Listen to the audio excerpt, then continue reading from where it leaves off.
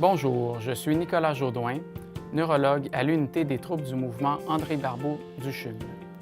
C'est avec plaisir que j'ai accepté la présidence d'honneur du programme Marcher sous la pluie, une série de conférences organisées par Parkinson Québec dans le cadre du mois de la sensibilisation à la maladie de Parkinson. Le but de ce programme est de promouvoir le pouvoir d'agir des personnes atteintes de la maladie de Parkinson.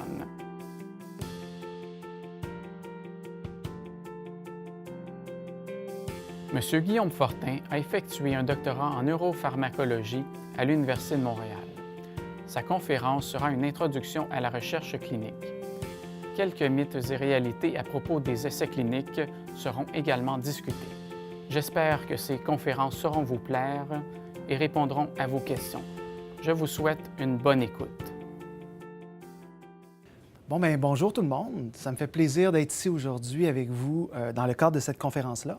Je m'appelle Guillaume Fortin et aujourd'hui, on va voir finalement qu'est-ce que c'est la recherche clinique. Donc, le but de la conférence aujourd'hui, c'est aussi de démystifier qu'est-ce que c'est la recherche clinique. On en entend de plus en plus parler, on en voit beaucoup dans les médias, beaucoup d'études que l'on voit dans les médias, certaines études sur le Parkinson, et ça intéresse énormément les gens.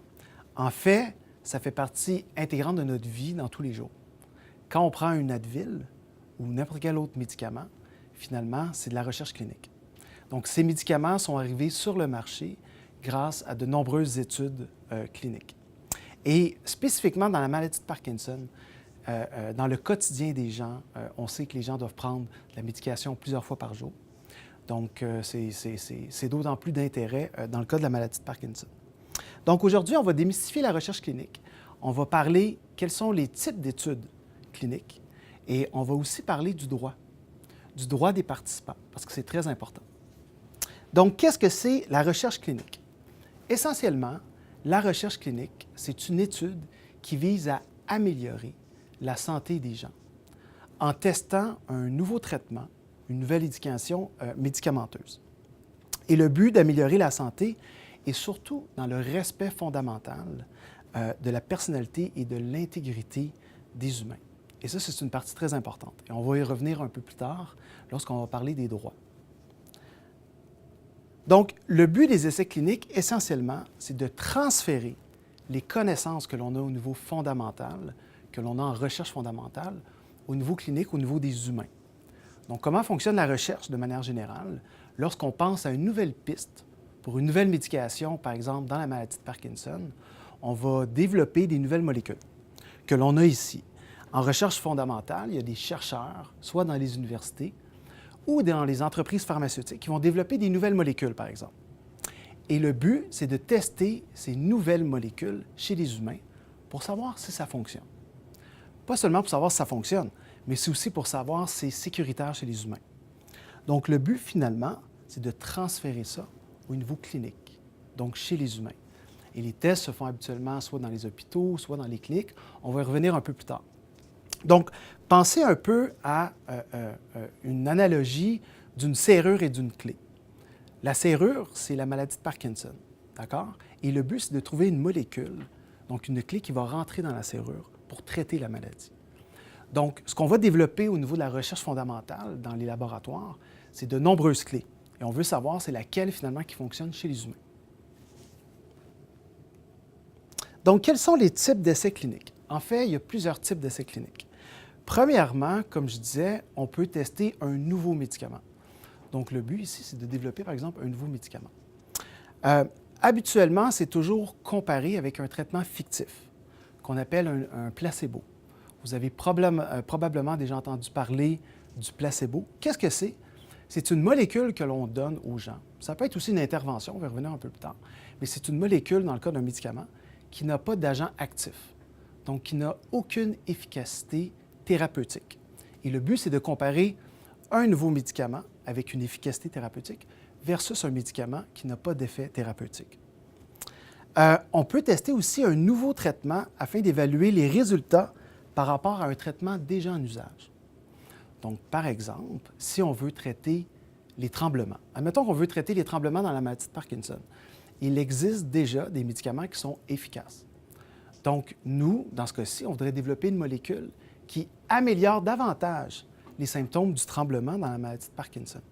Donc là, ce qu'on va faire, c'est qu'on va comparer le nouveau médicament et le médicament qui est déjà sur le marché, dans le but qu'il y ait un effet supplémentaire. Ensuite, un autre type d'essai clinique que l'on peut faire, c'est chercher les causes de la maladie. Donc, vous savez, dans la maladie de Parkinson, on ne connaît pas les causes de la maladie. Donc, le but ici, ça serait d'essayer de trouver une façon de faire des tests cliniques pour détecter finalement quelle est la cause de la maladie. On pourrait déterminer l'impact d'une maladie ou d'une intervention sur la qualité de vie d'un patient. Donc, ça aussi, c'est un autre type d'essai clinique. Par exemple, on pourrait parler d'une intervention chirurgicale sur la maladie. Déterminer la meilleure façon de prévenir une maladie. Donc, ça aussi, c'est un autre type d'essai clinique. Donc, par exemple, ici, on pourrait tester une molécule qui pourrait prévenir la maladie. Et finalement, on pourrait déterminer la meilleure façon de diagnostiquer une maladie. Donc, ici, ça serait par exemple un biomarqueur, un test sanguin pour finalement essayer de diagnostiquer la maladie beaucoup plus tôt. Donc, ça, c'est une possibilité. Donc, qu'est-ce que l'on peut évaluer comme type d'intervention ou comme type de méthode thérapeutique? Alors, une des choses que l'on peut tester, c'est une diète. Donc, vous en avez sûrement déjà entendu parler dans la maladie de Parkinson. On parle beaucoup de diète. L'effet du chocolat, l'effet, par exemple, du thé, la caféine dans la maladie de Parkinson. Donc, on pourrait tester, par exemple, une diète ou une alimentation particulière. On pourrait tester aussi l'efficacité d'exercice physique. C'est bien connu dans la maladie de Parkinson, les exercices sont efficaces. Alors ça, c'est suite à des résultats de nombreuses études cliniques qui ont été faites. Ensuite, le style de vie. Est-ce que le stress influence la maladie, par exemple, ou les symptômes? Le nouveau médicament. On pourrait tester un nouveau médicament, je viens d'en parler. Et finalement, des molécules existantes. Qu'est-ce que c'est? Les molécules existantes, c'est d'évaluer si des médicaments actuels, par exemple, qui sont efficaces pour d'autres maladies, pourraient être efficaces dans la maladie de Parkinson. Donc ça arrive souvent. On a découvert de nombreux médicaments un peu par hasard comme ça.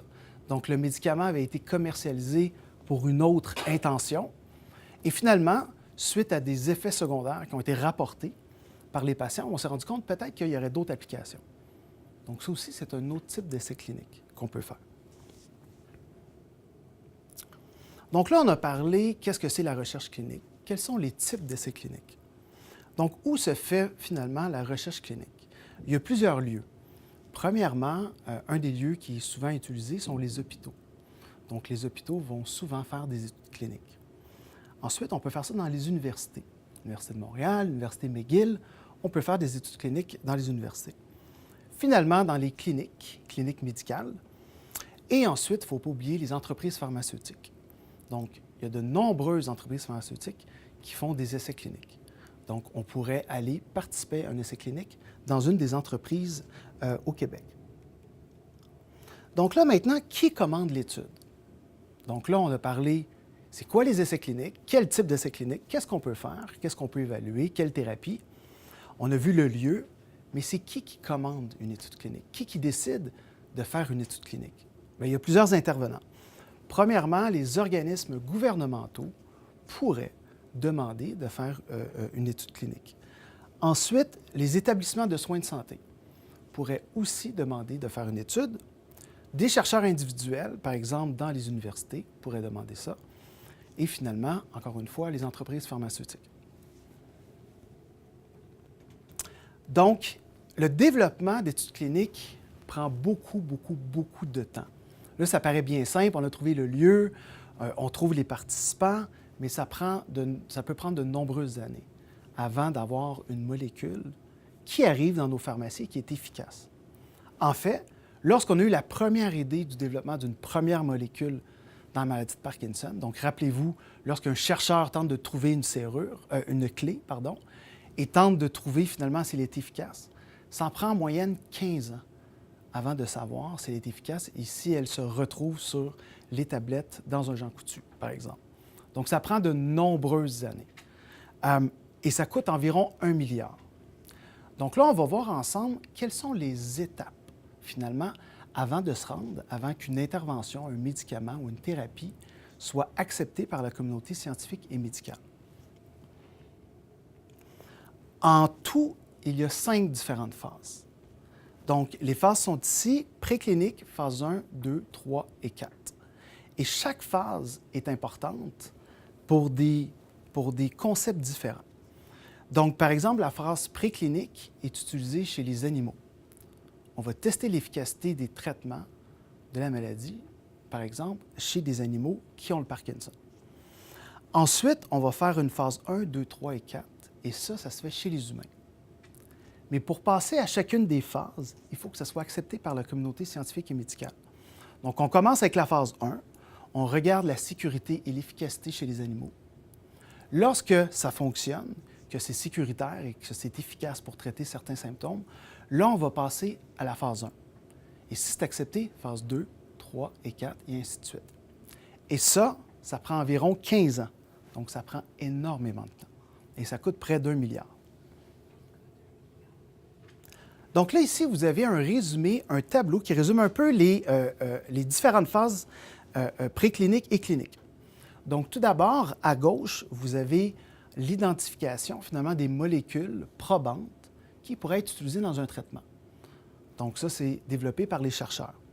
Ensuite, vous avez les essais précliniques chez les souris ou chez d'autres animaux qu'on vient de parler.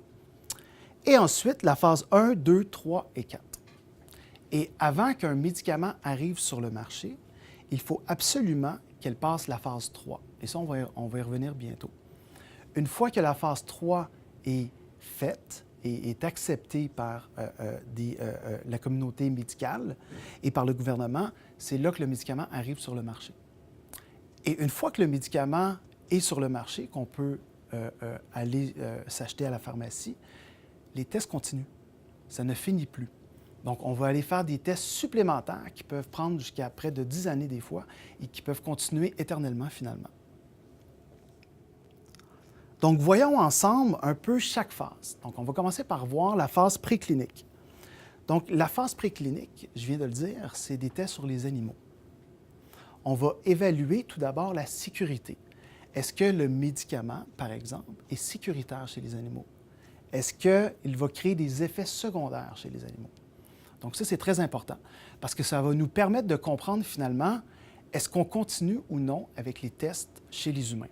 Donc, si un médicament va produire beaucoup trop d'effets secondaires chez les animaux, bien, on ne va pas continuer nécessairement pour la suite. Ça serait trop dangereux. On va aussi évaluer durant cette phase-là les doses maximales. Quelles sont les doses maximales que l'on pourrait tester chez les humains? Et finalement, une fois que c'est sécuritaire, c'est là qu'on va évaluer est-ce que c'est efficace dans des modèles d'animaux de la maladie de Parkinson. Parce qu'il en existe plusieurs, autant chez les souris, les rats, chez les singes. Donc, on va évaluer, par exemple, pour un traitement qui cible le tremblement chez le Parkinson, on va évaluer si ça diminue le tremblement chez ces animaux-là. Donc, si ça fonctionne, si ces tests-là fonctionnent, là, on va commencer en phase clinique 1. Donc là, le gouvernement et les autorités vont dire « Oui, vous pouvez commencer les tests chez les humains ». Et ça, cette phase-là prend en moyenne 3 ans. Donc, chacune des phases prend environ 3 à 4 années. Donc, c'est très long. Là, on peut commencer en phase 1. Une fois que la phase préclinique est approuvée par le gouvernement, par les autorités, là, on peut commencer en phase 1. Et là, c'est un test essentiellement qui va viser à tester, encore une fois, la sécurité chez l'humain. Donc, avant de tester l'efficacité, on va tester juste si le médicament est bien toléré chez les humains. Et là, c'est intéressant parce qu'habituellement, on va recruter des sujets sains, qu'on appelle. Donc, des sujets qui sont en santé, qui n'ont pas la maladie. Et ça, habituellement, ces personnes-là sont rémunérées. Donc, par exemple, vous avez peut-être déjà entendu parler de Algorithme Pharma. Donc, eux, c'est ce qu'ils font. Ils vont recruter souvent des gens pour tester cette phase-là. Donc, ils vont recruter des gens sains qui n'ont pas la maladie pour tester la sécurité. Habituellement, on ne va pas tester beaucoup de participants. On va tester environ des dizaines de participants. Ça peut être entre 20 et 80, dépendamment des besoins. Encore une fois, cette phase-là prend plusieurs mois. Donc, ça peut prendre 12 mois jusqu'à 3 ans, tout dépendamment de ce qu'on fait. Une fois que le médicament est sécuritaire chez les humains, chez les sujets sains, c'est là qu'on va faire une autre demande pour essayer de faire maintenant les tests chez des personnes qui ont la maladie. Par exemple, en faisant la comparaison avec ce que je disais avec le tremblement, donc là, on voudrait tester finalement, est-ce que ce médicament-là améliore les tremblements? Donc là, ici, on va recruter des participants, des sujets qui ont, par exemple, la maladie de Parkinson. Mais dans un cas bien précis, souvent, on ne va pas élargir la population, on va aller chercher des personnes qui ont un symptôme en particulier. Par exemple, ça peut être un homme qui a seulement du tremblement et de la rigidité, par exemple, entre 30 et 60 ans, par exemple, qui n'a pas de problème de diabète, qui n'a pas de problème de cœur. Donc, on va aller chercher une petite population bien particulière pour faire un premier test. Est-ce que ça fonctionne dans notre hypothèse initiale? Est-ce que ça améliore les tremblements dans une petite cohorte de participants? Donc là, on va aller chercher environ des dizaines à centaines de participants, mais ça reste très peu. Une fois que cette phase-là a été acceptée par les autorités et que ça fonctionne, que ça améliore les symptômes de la maladie, là, on va faire une demande pour une autre phase, qui est la phase 3. Et ça, c'est la phase ultime. Donc, on veut absolument réussir à cette phase-là si on veut que le médicament arrive sur le marché. À cette phase-là, on va aller chercher une population beaucoup plus large. On va aller chercher des gens, peut-être, par exemple, hommes et femmes. On va aller chercher une population qui a peut-être d'autres maladies apparentées en plus pour essayer de trouver l'efficacité du tremblement dans un contexte plus général pour la maladie de Parkinson. Ici, on va évaluer des centaines à des milliers de participants. Donc, cette phase-là peut prendre plusieurs années aussi. Et ça, c'est vraiment la dernière étape avant la mise en marché. Donc, si finalement le médicament passe cette étape ultime, eh bien là, on arrive avec un médicament qui arrive dans nos pharmacies. Donc là, on a accès à ce médicament-là. Mais ce n'est pas fini. Il y a une autre phase. C'est la phase qu'on appelle post-marketing. Et ça, c'est qu'une fois que le médicament est sur le marché, on retrouve dans les pharmacies, là, on continue. Ce n'est pas terminé. Les tests continuent, pourquoi? Pour voir les effets peut-être à long terme du médicament ou dans des populations encore plus différentes. Par exemple, on pourrait regarder l'efficacité d'un médicament pour le tremblement dans le cas où une personne aurait reçu récemment une chirurgie cardiaque, par exemple, en plus, pour voir s'il y a un effet peut-être chez ces gens-là. On pourrait aller voir des populations dans des cas encore plus particuliers aussi, chez les personnes plus jeunes. Est-ce que ça marche, par exemple, chez les jeunes parkinsoniens? Donc ici, on va vraiment évaluer les effets secondaires à très long terme. Et ça peut prendre plusieurs années. Et c'est souvent à ce moment-là qu'on va évaluer finalement si un médicament doit être retiré du marché ou non. Ou est-ce que le médicament, on doit rajouter des contre-indications? Donc ça, souvent, on les voit sur les boîtes, mais ça vient souvent de cette étape-là. Ici, je vous ai mis un exemple. Pour illustrer ce que je viens d'expliquer, je vous ai mis un exemple ici qui est le site web de la Michael J. Fox Foundation. Et ce qui est bien sur ce site web-là, c'est qu'on a accès aux médicaments qui sont en ce moment à l'étude, que la Fondation Michael J. Fox a subventionnés, et on peut voir où elles sont rendues dans les différentes étapes du développement de médicaments. Donc là, ici, on a un exemple. À gauche, par exemple, dans des cas de thérapie, où on veut finalement modifier la maladie. Donc, à gauche, on voit certains médicaments qui sont rendus autant en phase 2 qu'en phase 3. Donc ça veut dire que ça fait déjà longtemps qu'ils ont été pensés. Donc, on peut penser que si un médicament est rendu en phase 3, ça fait plus de 10 ans qu'ils ont commencé à évaluer l'effet thérapeutique dans la maladie de Parkinson. Par exemple, à droite, où on voit en bleu, bien ici, on peut voir finalement quelles sont les nouvelles thérapies qui peuvent gérer les symptômes moteurs. Donc, on pourrait penser ici, par exemple, à la dyskinésie. Donc, on peut voir que pour gérer la dyskinésie, il y a près de 3 médicaments qui sont déjà en phase 2, tandis qu'il y en a 2 qui sont en phase 1. Donc, ça, c'est des nouveaux médicaments qui sont à l'essai pour améliorer les symptômes de la dyskinésie. On peut voir, par exemple, pour le freezing aussi, on est rendu déjà en phase 3. Donc ça, je vous suggère vivement d'aller voir ce site-là, qui est vraiment une référence pour savoir un peu quels sont les nouveaux médicaments à l'essai en ce moment, un peu partout dans le monde.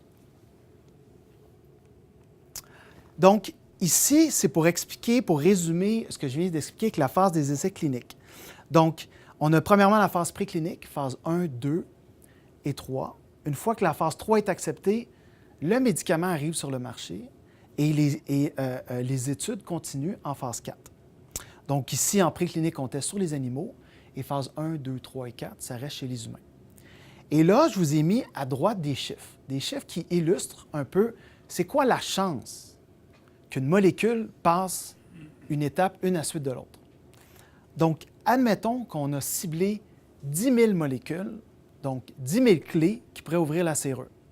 Donc, si on teste les 10 000 chez les animaux, bien, il y en a 1 sur 10 qui va être sécuritaire et 1 sur 10 qui va être efficace.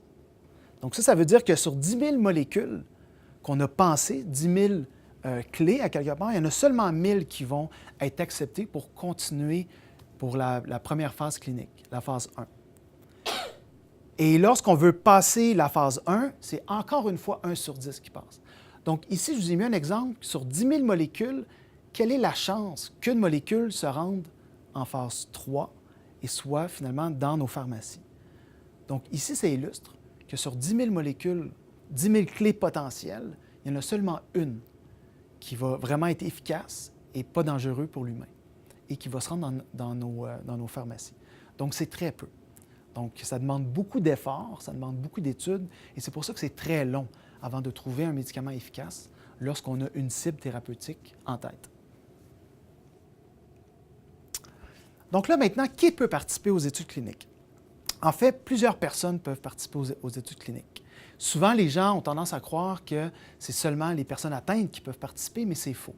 Donc oui, les personnes atteintes d'une condition particulière peuvent participer, mais les personnes, les sujets sains qui ne sont pas malades, par exemple les proches aidants, la famille, sont nécessaires, voire cruciaux pour participer aux essais cliniques. On a besoin des deux populations. On a autant besoin des personnes atteintes que des sujets sains. Rappelez-vous, la phase 1, qu'est-ce que c'est? C'est de tester les sujets sains finalement. De tester chez des personnes qui n'ont pas la maladie, est-ce que le médicament va être bien toléré chez ces personnes-là? Donc, c'est pour ça qu'on a besoin de recruter 2 différentes cohortes de participants, de sujets, donc personnes atteintes et personnes saines. Mais ce n'est pas parce qu'on veut participer que l'on peut participer. Et ça, c'est important à mentionner. Souvent, dans les études cliniques, dépendamment des phases que l'on va être, où on veut participer, il va y avoir des critères qu'on appelle d'inclusion ou d'exclusion. Donc, comme je disais, en phase 2, par exemple, on va aller chercher une cohorte de participants très précise, donc dans un contexte très précis. Donc, par exemple, hommes entre 50 et 60 ans qui souffrent de tremblements et finalement de rigidité pour une personne atteinte. Mais pour une personne saine aussi, ce n'est pas si évident que ça. Par exemple, pour un test d'innocuité qu'on appelle, donc pour évaluer la tolérance, entre autres, bien, il se peut très bien qu'on ait des critères d'exclusion comme problème hépatique. Est-ce qu'on a finalement, par exemple, problème hépatique? Est-ce qu'on a d'autres problèmes de façon générale? Donc, il y a beaucoup de critères d'exclusion et d'inclusion. Donc, âge, sexe, ici, j'ai mis un exemple, mais aussi le bilan de santé. Et ça, c'est très important. Donc, si vous voulez participer à un essai clinique, ne soyez pas surpris si on vous pose beaucoup de questions et que vous ne soyez pas pris malheureusement. Donc là, maintenant, pourquoi on participerait à une étude clinique? Quel est le but de participation à une étude clinique? En fait, il y a beaucoup de raisons et toutes les raisons sont valables. Premièrement, une des raisons fondamentales, c'est pour faire avancer la recherche. Donc, on a besoin, comme vous avez pu voir avec les phases, de personnes atteintes et de personnes saines pour faire les tests, pour faire avancer la science, pour aider à faire progresser la thérapie, différentes thérapies dans la maladie de Parkinson. Donc ça, c'est essentiel. Éventuellement, une personne voudrait peut-être participer, une personne atteinte, par exemple, pour pouvoir bénéficier d'un nouveau traitement. Donc ça aussi, c'est une des raisons qui est très valable. Peut-être pour éventuellement améliorer sa condition. Donc, dans les essais cliniques, il y a souvent des bienfaits. Donc, il se peut très bien que la personne améliore sa condition dans les essais cliniques. Donc, ça peut être une raison de participer. Pour recevoir une indemnité financière, donc ça, essentiellement, c'est pour la première phase. Lorsqu'on veut tester finalement la sécurité, on va recruter des personnes saines, qu'on appelle, donc qui n'ont pas la maladie, et souvent, ils vont avoir une rémunération. Donc, c'est peut-être une motivation à la participation aussi. Pour rencontrer d'autres participants, parler de son expérience et de sa condition. Ça aussi, on entend souvent ça. Les gens aiment beaucoup participer aux études cliniques, les personnes atteintes, parce qu'ils sont dans un groupe, ils en apprennent davantage aussi sur leurs conditions, et ça, ils apprécient énormément. Là, on va passer à une section matérialité, parce qu'il y a beaucoup de mythes qui sont véhiculés dans la recherche clinique. Et j'ai quelques questions à vous poser pour savoir, est-ce que vous croyez que c'est vrai ou faux? Donc, est-ce que vous croyez que lorsqu'une personne va participer à une étude clinique, que ses renseignements personnels vont être rendus publics? Est-ce que vous pensez que c'est vrai ou c'est faux? En fait, absolument. Donc, c'est faux. Donc, ça, c'est une croyance populaire, mais c'est faux. Donc, tout reste confidentiel. Il est possible d'avoir des effets secondaires. Est-ce que c'est vrai ou c'est faux? Oui, c'est vrai. Ça ne veut pas dire qu'on va en avoir, mais il se peut très bien qu'on va en avoir. Le participant recevra toujours un vrai médicament. Est-ce que c'est vrai ou c'est faux? C'est faux à cause du placebo, souvent. Donc, souvent, on va avoir un placebo sous forme de médicaments, chirurgie, thérapie différentes, mais il y a probablement, dans la plupart des cas, il y a souvent un placebo. Par contre, lorsqu'on veut comparer un nouveau médicament avec une molécule existante, là, on est assuré, à quelque part, d'avoir un médicament qui risque d'être efficace. Du moins, on est plus assuré.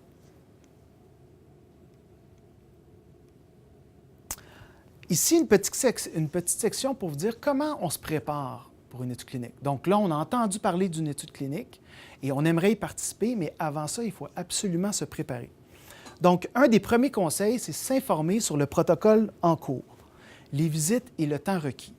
Parce qu'une étude clinique peut prendre beaucoup de votre temps, dépendamment de ce qu'est l'étude en cours. Donc, nous, ce qu'on suggère, c'est de toujours s'informer sur le protocole.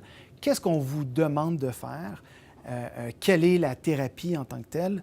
Le nombre de visites, finalement, le temps requis. Le temps requis hebdomadaire, mensuel. S'informer sur le chercheur, laboratoire, entreprise. Ça aussi, c'est important. Donc, s'informer, est-ce que finalement l'entreprise ou le laboratoire a déjà fait plusieurs études cliniques dans le passé? On pourrait peut-être demander à des gens autour de soi s'ils ont participé à des études avec cette personne-là et demander conseil. Comment ça s'est passé? Qu'est-ce qu'ils en pensaient? S'informer sur les effets secondaires potentiels. Ça, c'est super important. Effets secondaires, soit liés directement au traitement expérimental. Donc, par exemple, on prend une molécule et la molécule, par exemple, pourrait peut-être faire augmenter la pression. Donc, juste s'informer sur les effets secondaires. Normalement, la personne qui dirige l'étude est obligée de vous faire part des effets secondaires potentiels, soit qui ont été analysés en phase préclinique chez les animaux, si on commence une phase 1, ou si on est en phase 3, ils sont obligés de vous dire les effets secondaires qu'on a eus dans les phases passées. Donc ça, c'est super important. Lié indirectement au traitement expérimental.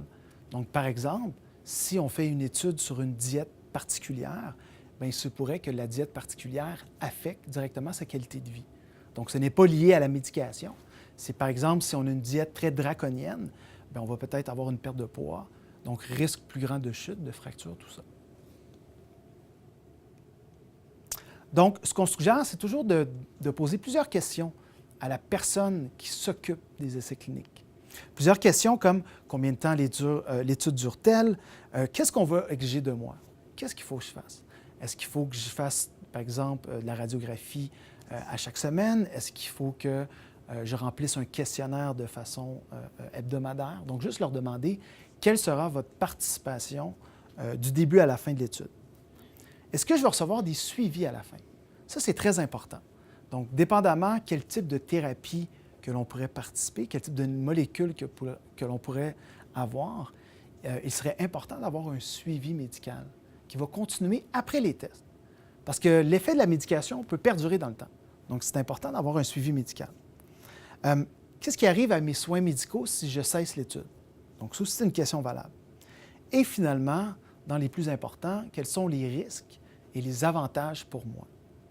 Donc ça, c'est un point qui va être essentiel. Droits des personnes. Donc, c'est un sujet très important de discuter parce qu'en tant que participant, vous avez de nombreux droits. Vous avez de nombreuses protections à différents niveaux. Premièrement, les bonnes pratiques cliniques. Qu'est-ce que c'est? Les bonnes pratiques cliniques, c'est comme les normes ISO, à quelque part. Donc, c'est pour s'assurer, ce sont des normes qui sont dans l'industrie des études, des tests cliniques, pour s'assurer de bien faire l'étude. Donc, ça, c'est autant au niveau de l'infirmière, du médecin, donc c'est durant tout le protocole clinique, il y a des normes à suivre. Et ça, c'est des normes qui visent essentiellement à vous protéger, vous, en tant que participant. Santé Canada, bien sûr, va s'assurer que les protocoles sont bien rédigés, que tout est fait en bonne et due forme, à quelque part. Il va toujours avoir un comité d'éthique indépendant qui va évaluer le protocole clinique. Donc, le comité d'éthique est souvent composé de chercheurs, de scientifiques, de médecins qui vont s'assurer que tout le protocole proposé ne va pas enfreindre finalement sur votre intégrité en tant qu'individu. Et finalement, le consentement éclairé, que vous connaissez peut-être, vous avez peut-être déjà entendu parler, qui est un formulaire à signer qui finalement énonce tous les détails clés de l'étude, comme le nombre de visites, combien de temps va durer l'étude, quels sont les risques, quels sont les effets secondaires potentiels que l'on va avoir. Donc, on va parler du consentement éclairé, justement. En fait, il y a une loi très claire qui établit qu'aucun acte médical ne peut être pratiqué sans le consentement du patient. Donc, il est impossible de faire une étude pour un participant. Donc, il est impossible pour un participant de participer à une étude clinique sans signer un consentement éclairé. Et ça, ça vise autant à protéger les organisateurs de l'étude que vous. Donc, c'est un formulaire à signer et essentiellement, ce que vous reconnaissez par écrit, c'est que vous comprenez pleinement le processus de l'étude clinique, comment ça fonctionne, les visites, les lieux, tout ça. Qu'est-ce qu'on demande de vous de faire, les avantages pour vous potentiels, les risques, bien sûr, et finalement, que vous savez que vous serez continuellement informé tout au long de l'étude. Et ça, c'est important en tout temps. En tout temps, une personne qui participe à un essai clinique peut se retirer de l'étude. Donc, vous n'avez aucune obligation à continuer si vous décidez de quitter pour de nombreuses raisons. Donc, ça, c'est très important. Une fois que vous commencez une étude, que vous avez signé le consentement éclairé, inquiétez-vous pas, en tout temps, vous pouvez quitter l'étude si vous avez une raison comme une autre. En aucun cas, vous allez subir de préjudice si vous quittez l'étude. Et ça, c'est important que vous le compreniez. Donc, quels sont les avantages de participer, les bénéfices potentiels pour un participant de participer à une étude clinique? Bien, premièrement, pour une personne atteinte de la maladie, un des bénéfices importants, c'est de jouer un rôle actif dans la prise en charge de son état. Donc, on parle beaucoup de pouvoir d'agir, donc c'est vraiment de favoriser le pouvoir d'agir. C'est aussi pour connaître les nouvelles études et les nouveaux traitements expérimentaux. Donc, ça, c'est quelque chose qui peut vraiment vous intéresser. Avoir accès à un traitement efficace en avance. Donc là, c'est sûr que si vous participez à une étude et vous commencez déjà des tests, il serait peut-être possible d'avoir déjà accès de façon potentielle, finalement, à cette thérapie de façon plus rapide. Mieux comprendre la maladie grâce à l'équipe d'experts. Donc, vous allez être suivi avec une équipe d'experts médicaux, autant des infirmières, des neurologues, tout ça. Donc, ça pourrait vous aider à mieux comprendre la maladie. Contribuer à l'avancement de la recherche et de la science, on en a parlé un peu plus tôt. Donc, ça, c'est un point important. On a besoin des personnes saines et des personnes atteintes pour participer à des études cliniques pour contribuer à l'avancement de la recherche. Et finalement, si on est un proche aidant, une personne saine, bien, c'est pour aider, finalement, les personnes souffrant d'une condition. Aider potentiellement plus tard. Maintenant, quels sont les risques? Bien, c'est certain que certains traitements pourraient peut-être causer des effets secondaires. Donc ça, il faut peut-être s'y attendre. Habituellement, les effets secondaires ne sont pas si graves que ça. Lorsqu'on fait des tests précliniques chez les animaux, on est capable de déterminer un peu à l'avance quels sont les effets secondaires potentiels graves chez les humains. Donc, normalement, ça n'arrive pas souvent. Mais il y a toujours un risque. Il y a toujours un risque, ça, c'est sûr. Le traitement pourrait être inefficace. Donc, ça se peut. Que le test, même si on n'a pas le placebo, puis on a la vraie molécule efficace, ça se peut très bien que finalement, ça ne gère pas les symptômes. Donc, ça peut arriver. Le traitement peut être efficace, mais le participant peut être assigné à un groupe qui ne la reçoit pas. Donc, vous savez qu'on fait des tests en comparaison avec un placebo. on va diviser les groupes. Soit un groupe qui a, par exemple, le traitement efficace ou un groupe qui a le placebo. Donc, il se peut très bien que l'on ait finalement le placebo, qu'on se retrouve dans la cohorte, dans le groupe qui reçoit le placebo. Et finalement, le protocole de recherche peut vous demander plus de temps et d'attention que pour les soins médicaux habituels. Donc, ça se peut, dépendamment de l'étude que vous allez participer, ça se peut que ça prenne beaucoup de votre temps finalement. Maintenant, on va parler du réseau Parkinson Québec. Donc, si vous désirez participer à des études cliniques, bien, sachez qu'il existe le réseau Parkinson Québec qui permet essentiellement de rassembler des joueurs clés finalement dans l'industrie de la science et de l'industrie médicale pour la maladie de Parkinson. Donc, on va rassembler autant les chercheurs dans cette plateforme-là que des futurs participants qui aimeraient participer à des essais cliniques. Et en haut, à droite, vous avez un onglet « Participants » que vous pouvez cliquer dessus et vous pouvez vous inscrire dans ce registre-là, dans cette base de données, si vous désirez participer à des essais cliniques en cours sur le Parkinson. Donc, qu'est-ce que c'est le réseau Parkinson Québec? Justement, c'est un réseau qui rassemble tous les acteurs de la lutte contre la maladie de Parkinson, qui a pour but de favoriser la collaboration des différents acteurs, justement, de cette lutte. Donc, lorsqu'on clique sur « Participants », ici, en bas à gauche, il y a une procédure d'inscription. C'est très simple. On vous demande quelques informations. C'est très rapide et vous pouvez déjà participer à ce registre-là et on pourrait peut-être éventuellement vous contacter pour participer à des essais cliniques. Également, super intéressant, dans l'onglet aussi « Participants », il y a une foire aux questions. Donc, ici, il y a des réponses à des questions que vous posez peut-être. Donc, allez sur le site, vous pourriez probablement trouver ça très intéressant et répondre plusieurs de vos interrogations. Également, une plateforme qui est vraiment sensationnelle, c'est la plateforme Patient à cœur. C'est une plateforme qui a été développée par AbbVie et finalement qui permet vraiment d'avoir toute l'information nécessaire sur les essais cliniques. D'ailleurs, on s'est basé un peu là-dessus pour la présentation d'aujourd'hui. Donc, vous pouvez, par exemple, si vous avez des questions à propos des phases d'études cliniques, vous voulez plus d'informations, bien là, sur cette plateforme-là, on donne beaucoup d'informations. Si vous voulez savoir, par exemple, quelles sont les études en cours présentement qui ont été subventionnées par AbbVie au Canada, au Québec, vous pouvez aussi regarder pour éventuellement participer, faire une demande de participation.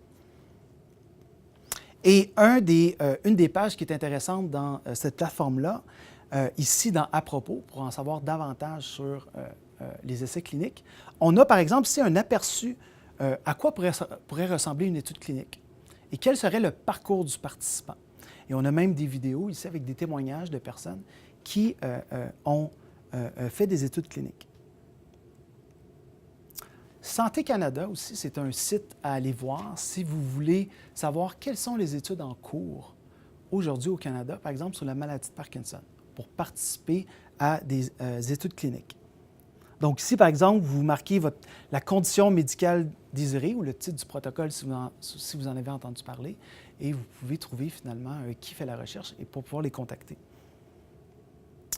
Et finalement, le site le plus connu à l'international, qui est clinicaltrials.gov. C'est seulement en anglais, par contre, mais là, en faisant une recherche avec le mot-clé Parkinson, on peut savoir quelles sont toutes les études dans le monde aujourd'hui sur la maladie de Parkinson. Donc ça, c'est vraiment génial. On peut voir en un coup d'œil, finalement, un clic, toutes les études qui sont à l'essai en ce moment. Donc ça peut donner de l'information qui va être très intéressante. Finalement, chez Parkinson Québec, on a aussi un onglet « Essais cliniques ».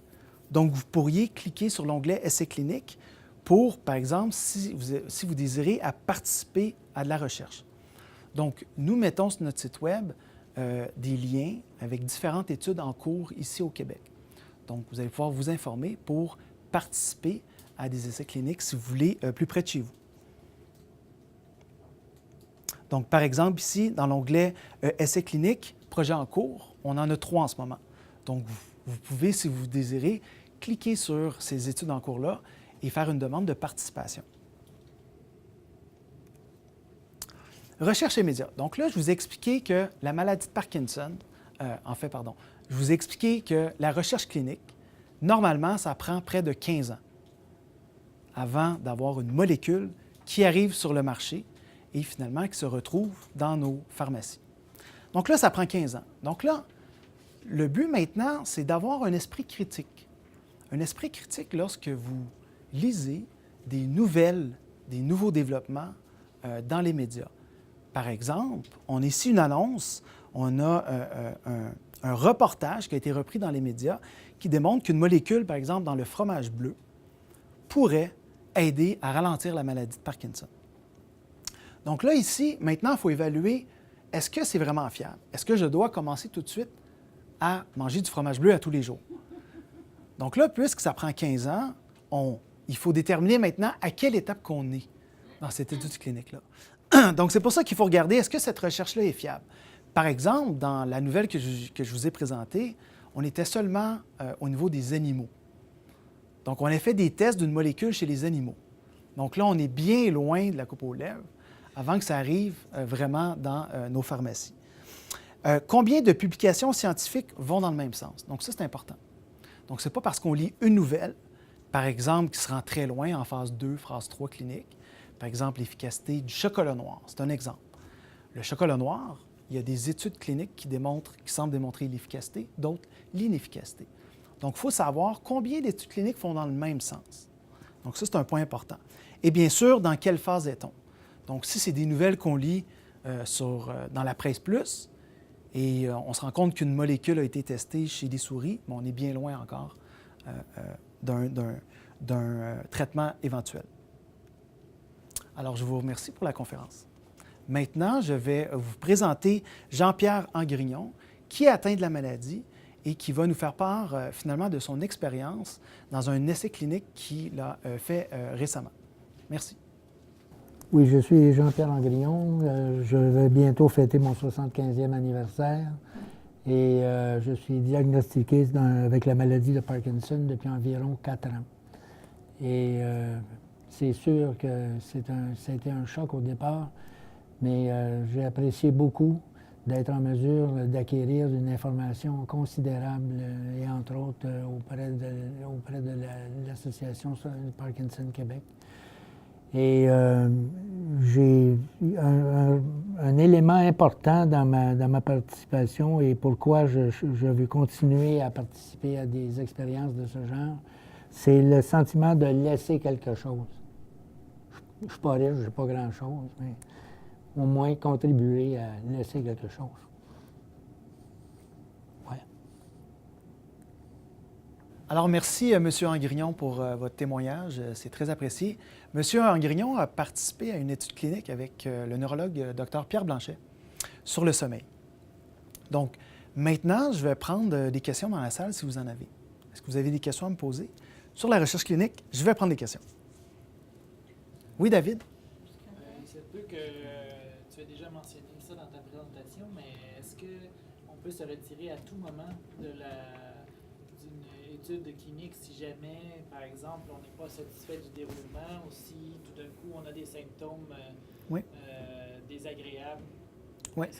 C'est une question très intéressante. La question ici, c'est est-ce qu'on peut se retirer en tout temps d'une étude, dépendamment si on a un effet secondaire ou juste parce que finalement, si on a le goût de quitter. Donc, en fait, il n'y a aucune raison non valable à quitter une étude. On peut quitter en tout temps, indépendamment de la raison. Donc ça, oui, on peut le faire. Donc, si la personne a envie de quitter pour des raisons personnelles ou autres, il n'y a aucun problème. Ça fait partie justement des droits de la personne. Et ça, c'est très important. Il ne faut pas obliger les gens à participer aux études cliniques. C'est vraiment volontaire. Donc ça, c'est très important. Donc en tout temps, oui, vous pouvez quitter absolument. Il se peut, par contre, si on fait une étude clinique de phase 1, où on rémunère les participants, dans le contrat qu'on signe, dans le consentement éclairé, il se peut que si on quitte, qu'on n'ait pas du tout la rémunération ou même pas le prorata du nombre de temps qu'on a fait dans l'étude. Donc ça, c'est déjà dans les contrats lorsqu'on signe. Par contre, pour les autres phases cliniques, phase 2, 3, il n'y a jamais rémunération. Donc ça, c'est pas un problème rendu là. C'est plus dangereux en phase 1? Pardon? C'est plus dangereux en phase 1? En phase 1, c'est pas plus... Donc, la question ici, c'est est-ce qu'en phase 1, c'est plus dangereux? C'est une bonne question parce que je parlais dans la présentation, justement, qu'on teste l'efficacité, qu'on teste la sécurité des médicaments en phase 1. En fait, je ne vous ai pas tout dit, on continue à tester la sécurité dans toutes les phases. Mais ce n'est pas le but initial. Le but initial, c'est surtout de voir l'efficacité en phase 2, 3, mais on continue à regarder, à suivre le patient, à regarder des effets secondaires. Donc ça continue toujours. Le problème avec donc techniquement, il y aurait autant de chances, peut-être, mais le problème, c'est qu'en phase 2, 3, on va aller chercher des cohortes, par exemple pour la phase 3, on va aller chercher des cohortes plus générales, donc des gens plus différents, qu'on n'aura pas testés avant. Donc ça se peut très bien qu'on voit des effets secondaires qui apparaissent chez des gens particuliers en phase 3 qu'on n'avait pas vus en phase 2. Donc il n'y a pas de pire ou mieux. Il y a toujours possibilité d'avoir des effets secondaires dans toutes les phases. Est-ce qu'il y a d'autres questions? Alors, je vous remercie beaucoup d'avoir été là sur la conférence de la recherche clinique et j'espère que ça vous a éclairé et que vous allez probablement participer dès maintenant à plusieurs études. Merci.